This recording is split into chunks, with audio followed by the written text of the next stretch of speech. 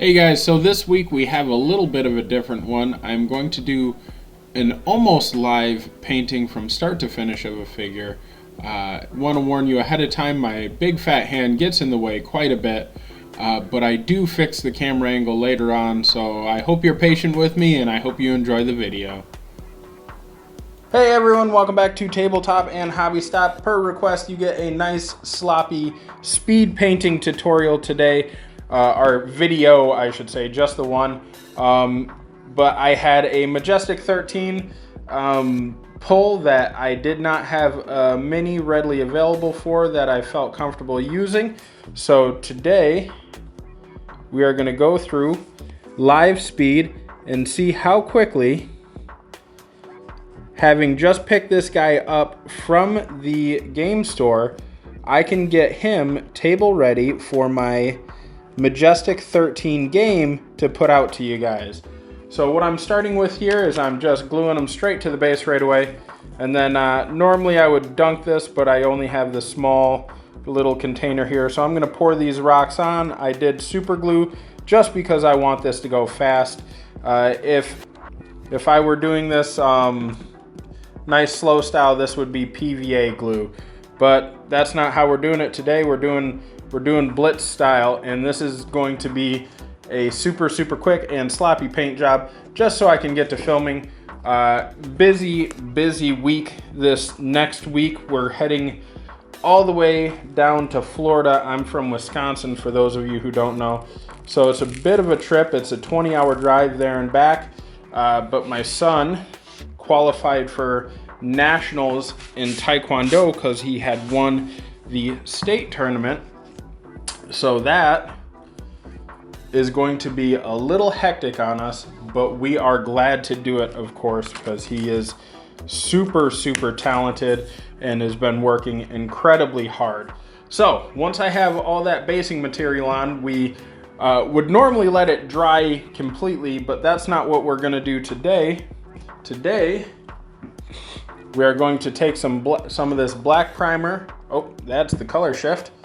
Some of this black primer, and I don't have my airbrush hooked up, or else I would use that, and we're just gonna slather it all over. I am not too worried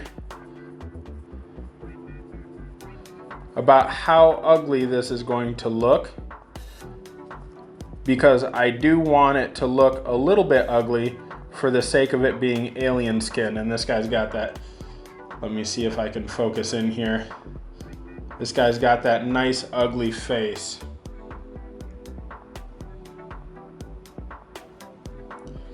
So just gonna smother that all over.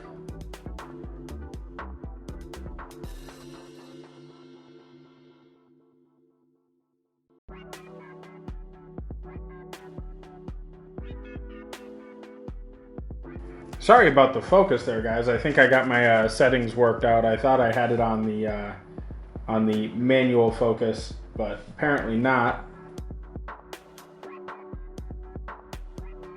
All right, now once we have that first primer layer on, because we're doing this with a brush, I will go over and I will do a second primer layer, especially because I know that there's those manufacturing oils all over this guy.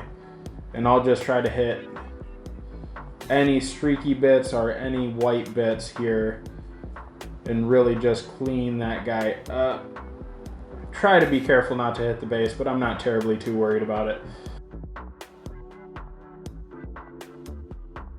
So guys, I've been painting for a really long time, probably close to 13, 14 years for minis specifically. I did start out with Warhammer 40K Blood Angels Army, but that was not my jam, and I stepped away for just a little bit of time, and then picked it right back up with a couple other things, mainly D&D minis. So I do have a fair amount of experience painting minis, and I've done everything from you know, taking my time, going nice and slow, getting every single detail you possibly can. And then I've really done the get everything painted as quick as you can method, Where I land nowadays is probably a little bit more towards the, when I'm painting minions, I will really use, I think contrast paints and speed paints by Army Painter are some of the best things to happen to new painters or people who are doing massive scale army painting projects. So I will actually use a lot of contrast paints nowadays, just because it's not that it looks better or does better or it's some kind of miracle tonic or anything. It just speeds along a lot of the process of defining your values when you're actually painting, defining different edges and things like that. Then you go in after the fact, you still do some highlights or some dry brushing and stuff like that, and you can really take a novice, you can really take a novice painter from basically not knowing anything about painting to being proficient for at least painting up critters and creatures, kind of like this guy, in no time flat. And that is the power of contrast, and they feel excited because they're like, oh wow, I finished that, that actually looks good. That is something that I am excited about. And that's the beautiful thing about, I feel, about contrast painting. Sorry, getting my hand right in front of the camera. So I'm just trying to get in all of those divots, and then I got the base, and we're gonna let that guy sit for just a minute as I go and wash my brush. I will be right back. While we're waiting for the body to finish drying, because that's the important part. Sometimes I'll wait and do a dry brush. Other times, kind of like you saw in my last video with the roof, I don't feel patient enough to wait. So I'll take this gray here, and I'm gonna mix it around with a lot of this black primer. I don't care, this is just the base. We're gonna not worry about it too much. We're just trying to make it look passable for a base. I'm more of a fan of having understated bases than having some big elaborate base that draws attention away from the mini and becomes a hassle to handle on the tabletop. So we'll just go right around doing little gray bits over here. I figure this guy comes from some kind of alien planet where they have like big basalt flats and all that. That's why he has the spikes and everything like that. And I notice I keep on this was probably a terrible idea to do this right-handed. Let me actually switch you guys over. So we're gonna go there, and now we'll be painting left, and that'll make it a little bit nicer for the camera angle. Keep on hitting this base here. That is a-okay. And I'll just keep on building this up until I like kind of how it looks. And then keep in mind another quick painting tip, guys.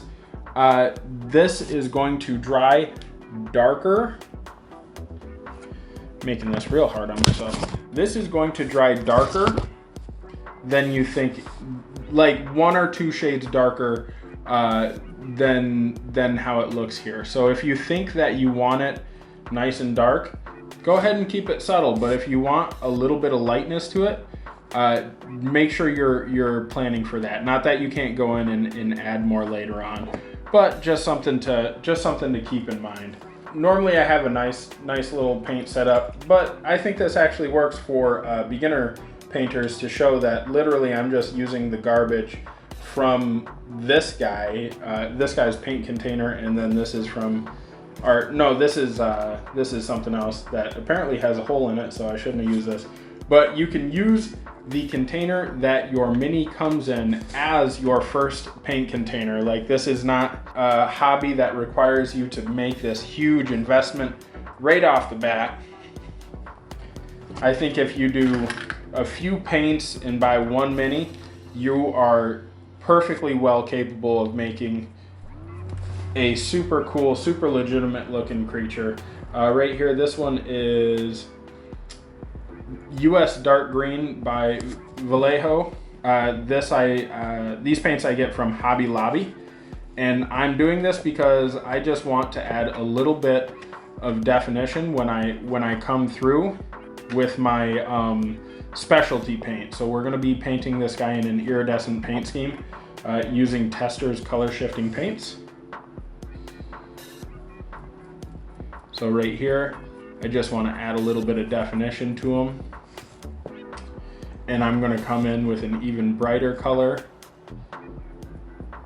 But we're going to accentuate the green because this Tester's is a blue-green mix. And that blue I want to almost feel magical, but the green, or not magical, but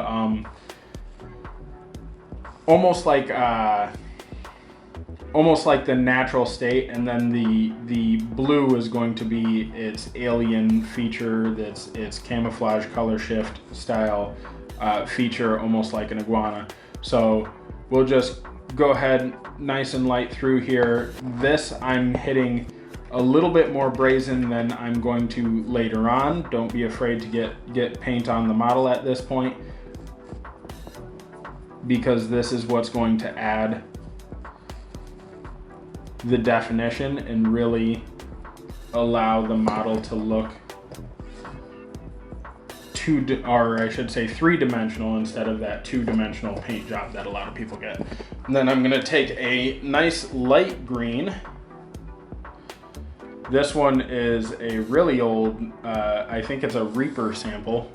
Came with one of my Reaper minis that I ordered. And this I don't need to do nearly as much. I'm gonna do a decent bit towards the face just to get those scary looks, guys, because when you start painting, that's one thing that you want to learn quick, is to accentuate the faces, accentuate the things that are really going to be the draw for the character. I don't need to, I'm gonna do this on the back a little bit to catch those, they look almost like blowholes, like a dolphin or a whale blowhole, but for me this is going to be where the alien creature's spikes are coming. So we can do this a little bit, this paint a little bit in other places. I'm going to hit these fins nice and easy. I'm not going to go crazy on them. In fact, that's a little bit too much on that fin, but we're not too worried about it. Just catch the edges, maybe do a little bit of stippling, a little bit of skin texture on there. And this is a dollar store brush that I'm using. And there we go. So that's how our guy looks after what, 10 or so minutes. And then from here we get to go into the fun stuff. We're gonna grab out our Tester's color shift paint, give it a good shake,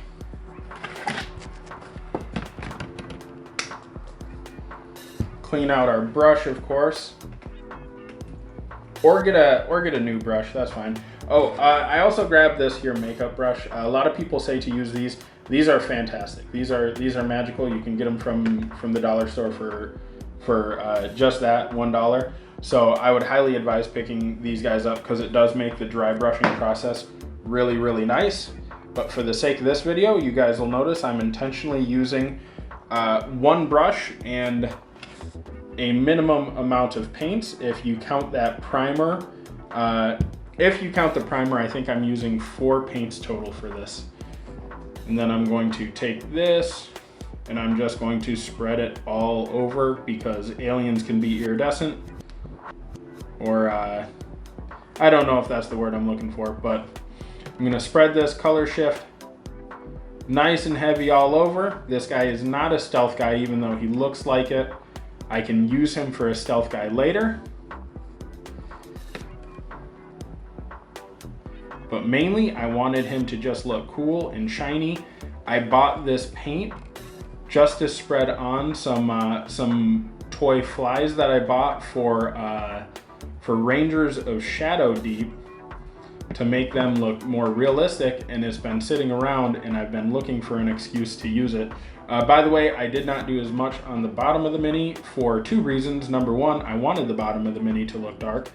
And then number two, you really don't see the bottom of the Mini too often, so you don't need to waste too much of your effort trying to hit every little bit of your Mini.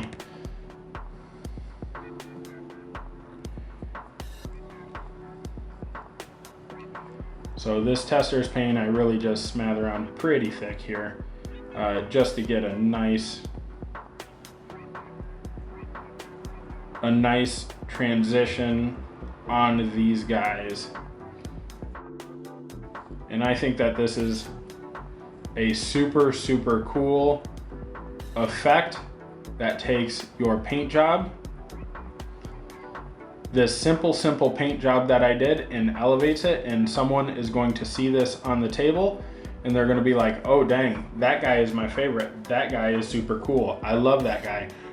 Especially if you have a son. I don't know about daughters, I can only imagine, but I know that my son, anytime that there's like a color shifting paint or any type of reptile guy that looks really cool with really bright and unique transitions, he is just all about it. So if you're getting your kids into D&D and you want them to be excited about the monsters that you're fighting, sometimes doing this color shift paint or some kind of, I'll call it a gimmicky paint, is just the perfect way to get it done. That's all set. Clean our brush, nice and thorough. All right, that is all for the actual Mini painting part of this process. Next, we need to give some color to this guy. You can do this by painting the base bright, but I wanted a nice dark base. So what we're going to do, since he is an alien and not a D&D creature, is we're going to add bright pink flowers. And we're just gonna go and hide a couple of our sins here. We have some pink flowers, we have some blue flowers. I'm electing to go mainly with the pink flowers so that we brighten things up. But I'm gonna get a couple of small blue, or not flowers, but grass tufts. Let me get a small blue grass tuft on there. And now he is definitely, most assuredly, from an alien planet. You know, because we don't have grass that grows this color.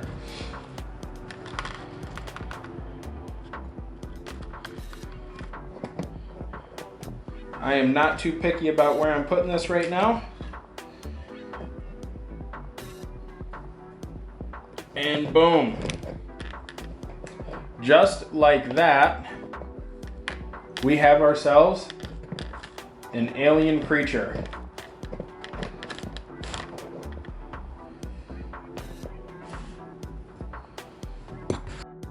All right, guys, and there you have it. My alien form Majestic 13 is all painted up and complete. This was a speed painting project. What I would probably do in the future, add a little bit of definition to the eyes and do something with the mouth, but that is just basically a strip of whatever color you want the mouth and a couple of dots of whatever colors you want the eyes. But that is my alien form Majestic 13. I hope this was super helpful to you guys who are just starting out in the painting process. I want to really show that it does not take much to get you started and get some minis on the table. All right, like if you liked it, subscribe if you think I earned it, and I will see you Friday where this guy will be taking on my warband in Majestic 13, or I should say my Majestic 13 warband will be taking on this guy. All right, catch you guys in the next one.